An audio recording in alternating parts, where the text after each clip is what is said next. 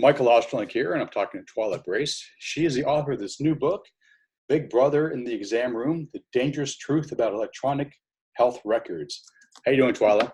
I'm doing well, thank you. Good. So before we jump into your new book, tell us a little about yourself and your organization, Citizens Council for Health Freedom. Our organization has been around for almost 25 years. I am the founder, the co-founder, as well as the president. I am a registered nurse by training and worked in the emergency room in my early years, but started this organization about 25 years ago.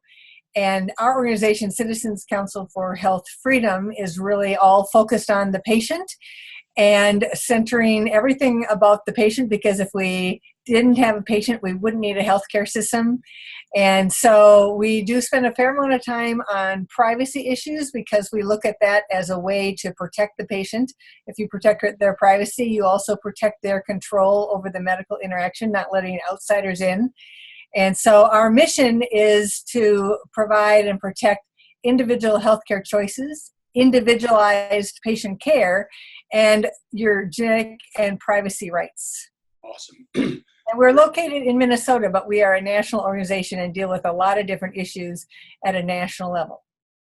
Fantastic group, really important mission, and unfortunately, at least for the last, if not 25 years, at least for the last 15 years, our medical privacy has been greatly under threat. That's a lot about what your book is about, Big Brother in the Exam Room. But before we actually jump into electronic health records and the threat really they offer to us, I think it might be of value to talk about HIPAA as a disclosure rule, not a privacy rule, because I think most Americans, they get it. They go to their doctor, they go to the clinic, they go to the pharmacy, they go to the hospital, and they go, oh, look, my records are protected. I sign. Explain to our listening audience and our viewing audience why that's not true, and why HIPAA is actually a disclosure rule and is foundational to the threats that you see from electronic health records. That's right.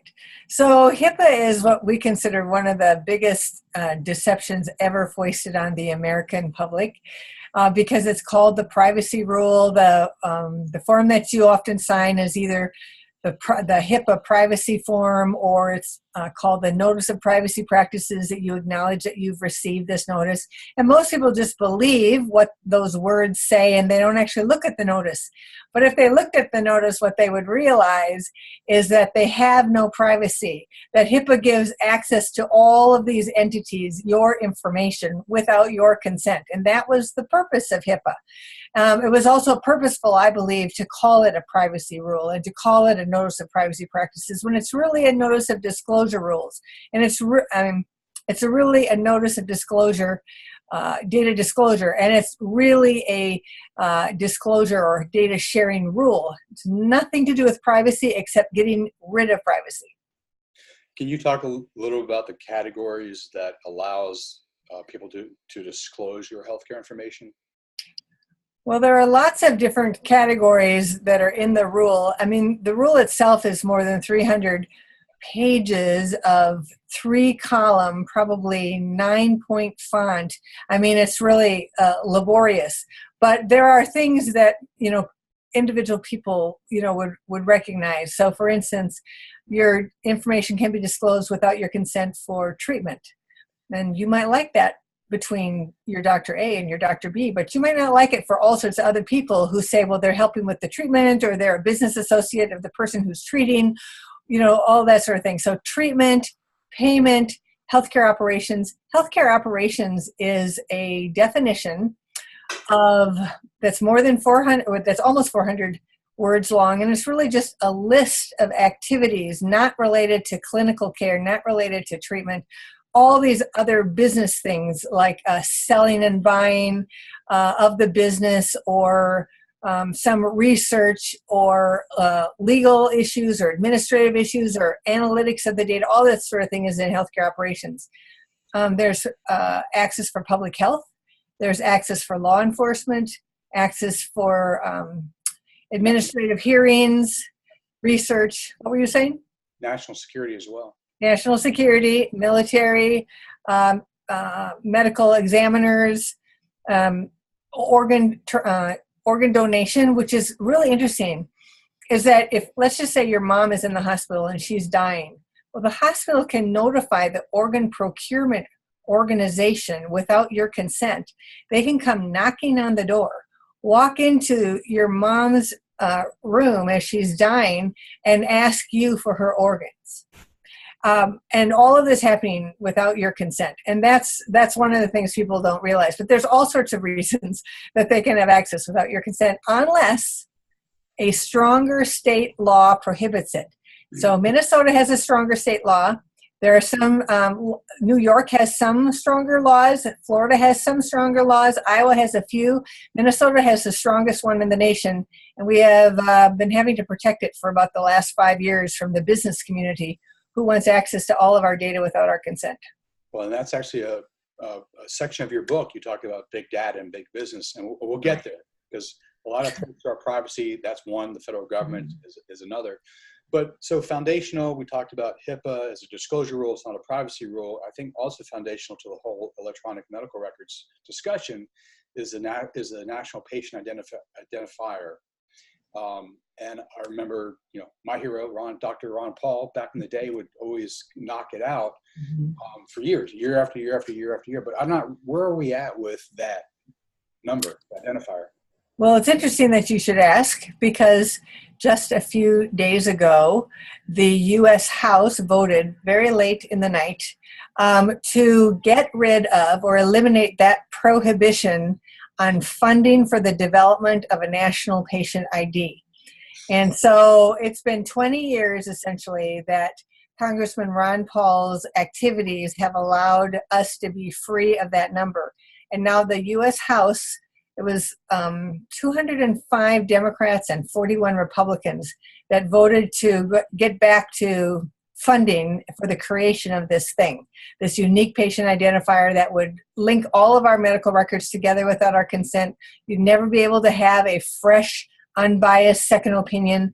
It would allow your information to be put online, linked together, shared, all of the data. And I look at it as no card, no care. So I think it's not only about pulling all your medical records together under one number. And mind you, that's a government number. You'd have a government. It's not like a hospital ID, right? It's a government number. All your medical records pulled together, so it's a privacy problem, but it's also a control problem, because I believe that you wouldn't be able to access care without the card. So it becomes a tracking number and an access to care number. No card, no care. And I think that probably was Hillary Clinton's idea back in 1993 when it was introduced. And I remember President Clinton in front of the national television audience raising that card and saying we'd all get a national health security card. And I thought that's a very bad idea. Well, and I just want to remind folks who might say, "Whoa, what's so bad about that?" And obviously, you just named a few of many reasons why it's a bad idea.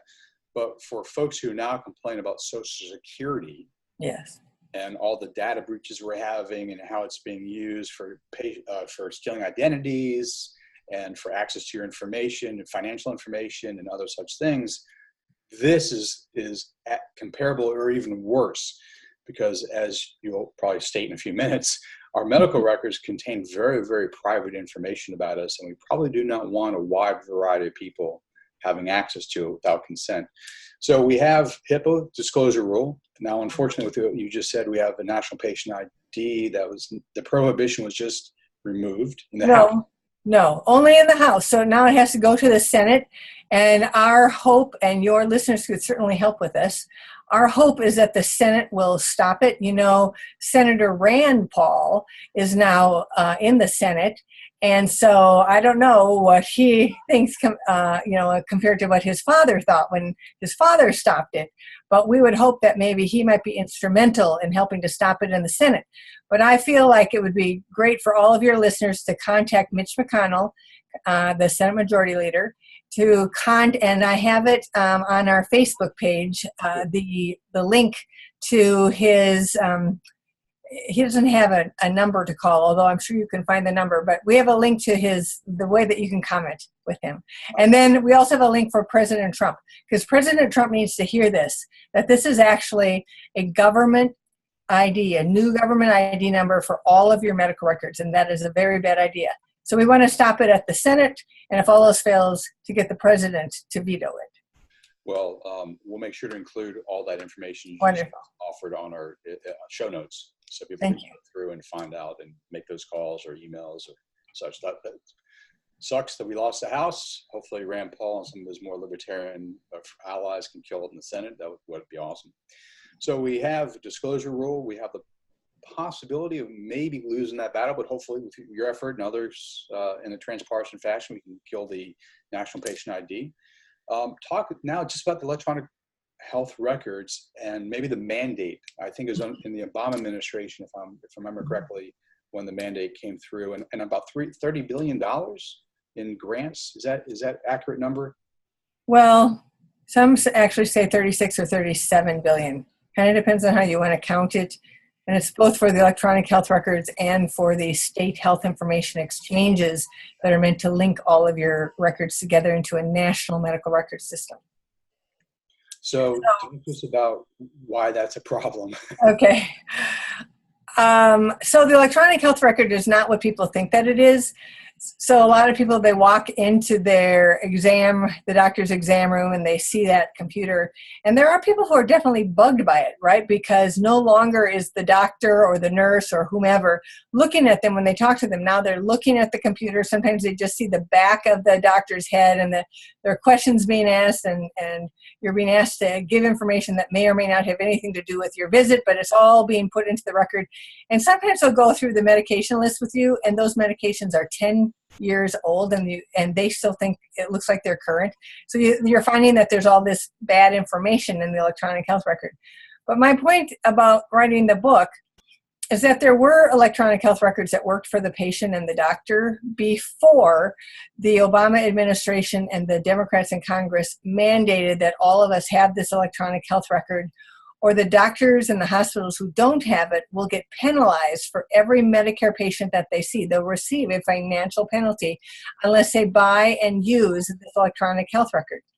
Now, a lot of people think, technology is great, but the fact of the matter is the electronic health record was never made to take care of patients. It was made for billing. It was made for data collection and data reporting. And then the software companies have tried to wrap around patient care around this system that was really all about data collection. And what you see are a lot of frustrated doctors and nurses. What you see are new errors because it's so difficult to even figure out what's happening to the patient, because they have to look through so many screens. Their pull-down menus, if they want just one medication, they might have to sort through 250 medications in order to try to find the one that they want, because it doesn't work. It's so easy to just write a medication on a prescription. But here, there are errors just because they click wrong in the 250. They happen to click the one above it or the one below it, or they misread it, right? And so there's all sorts of errors happening, and it's not the lovely technology that sits in your pocket that you carry around all the time that works for you. It's really a system that was meant for data collection, and it wasn't meant to follow even the flow of patient care. And so there are nurses and doctors who still have a notepad with them or scraps of paper, and they're writing this information on scraps of paper, and then when they're done taking care of you, they try and pull it all together, perhaps after hours, into electronic health record because they can't get paid unless they do. So now studies show that doctors are spending twice as much time at the computer as they are with the patients, because otherwise they can't get paid, and all they're doing is they're being these glorified data clerks for the system. And the patient care has become secondary to the entire interaction because there's not enough time for the patient. It's all about the computer. Yeah, and there wasn't enough time for the patient anyway, so you're just making that even worse with the way we've kind of organized our healthcare systems presently. So, all right, so we have electronic medical records, we have the national patient identifier, which hopefully we can kill in the Senate, hopefully with supporting Twyla, we can kill that in the Senate. HIPAA, unfortunately, is a lost cause, except for what you just said, certain states That's right. are able to protect your medical privacy better than the disclosure at the federal level. You mentioned earlier about big data and big business. So obviously the federal government has an interest in all this information. Talk to me and talk to us about why big business has interest in this information? So this is the other thing about the electronic health record, is that outsiders want to use it to control what happens in the exam room. And because of, and this is Republicans and Democrats, and I make it very clear in the book, and you can find the book at bigbrotherIntheexamroom.com. But I make it very, very clear that it is a bipartisan effort that has brought us to today. And that's because the government and health plans want to be able to collect the data. They want to decide who are the good doctors and who are the bad doctors, which are really, who are the compliant ones? Who are the ones that are following the treatment protocols that somebody else has put in the computer? And what you don't realize when you're sitting in the exam room with your doctor is your doctor might have a treatment in mind, but they know that it's not in the computer system or they can't find it. And they're not going to tell you about that treatment because it's way too hard to try and override the computer system to get that treatment for you. So they'll just pick one of the treatments that's actually in the electronic health record.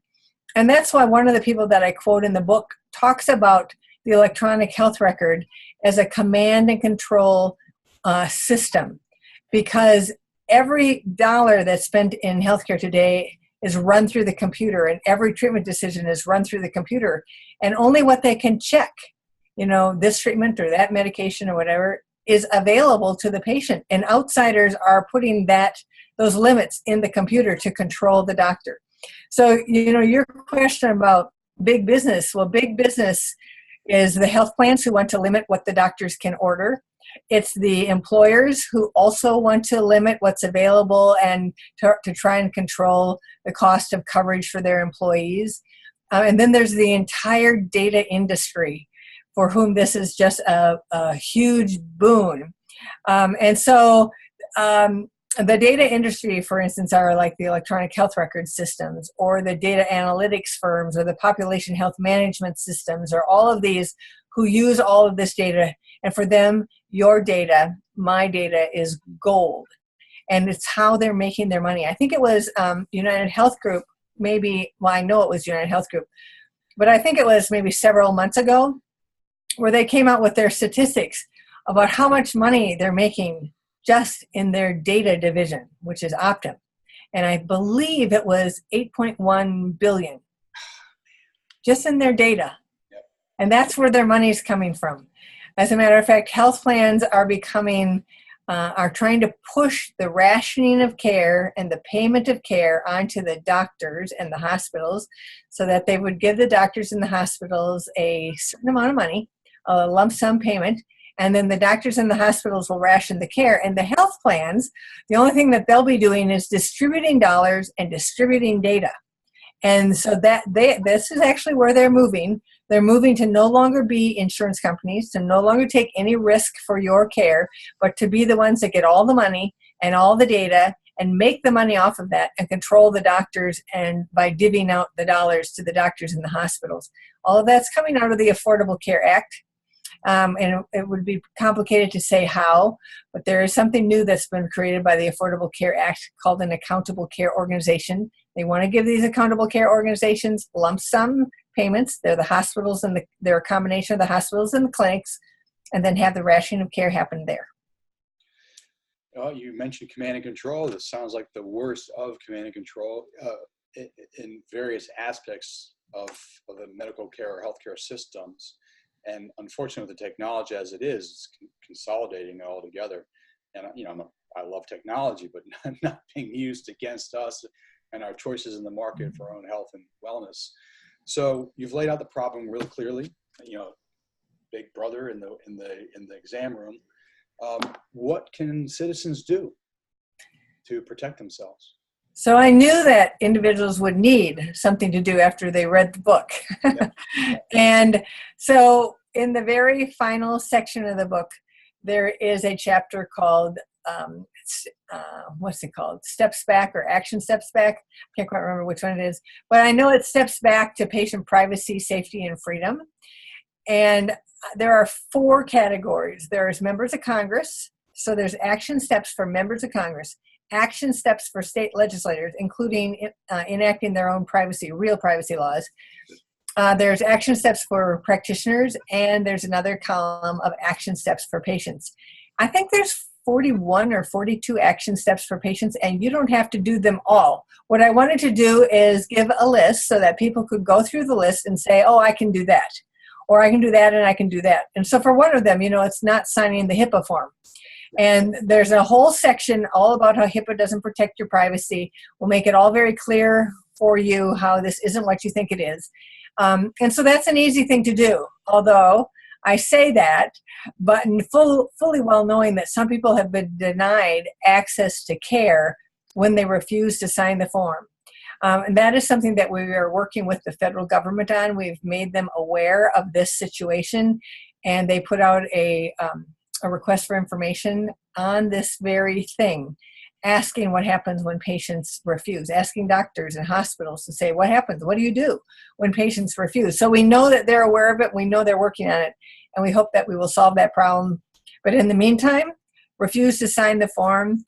Use our information in the book, use our information online to show them why you don't have to sign that form. So that's just one of the steps. Right. Another step I should say is, don't answer all those questionnaires. Just refuse to answer those questionnaires. Answer whatever you want to and just ignore all the rest of the questions. Tell them you're not going to do it. Another thing is to tell your state legislators that you want a real privacy law, that you know that HIPAA doesn't protect your privacy and you want a real privacy law and that they should pass it. And then another thing that I will mention is, what I just said about how the electronic health record is used to control treatment decisions. And we often say, he who holds the data makes the rules. Well, given that the patient is in a vulnerable state, whenever they're a patient, you are vulnerable. One of the things that you should do when you're in the doctor's office is ask this question. Is the treatment that you just offered me what you think is best for me, or the only thing that's available to me in the computer? Wow. Okay.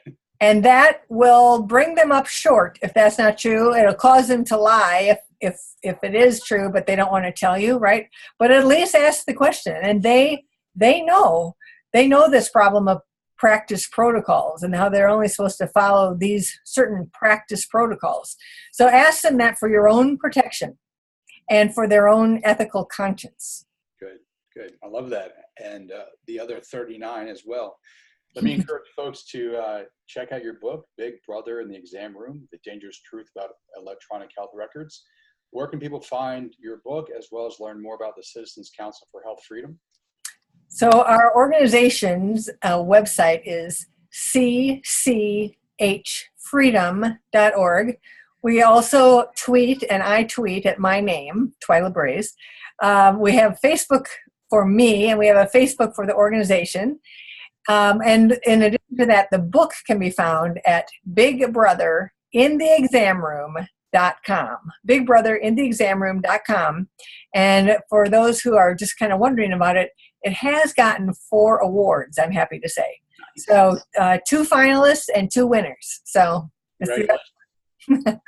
well, I'll say it's a must read for every American, because they really need to understand what's going on. Ignorance is going to lead us down to the worst of command and control. I always kind of wonder who won the Cold War, because we seem to be importing the worst of the Soviet Union command and control methodologies and systems. Thank you for your work, Twyla. God bless you. Thank you so much. Good luck killing it, at least the National Patient ID in the Senate. Right. Let me encourage everyone to go to your website and support that effort, and then also, work with your state legislators to pass legislation that actually creates privacy for your medical records, as opposed to HIPAA, which is a disclosure rule. Thank you, Twyla. Thank you. Okay.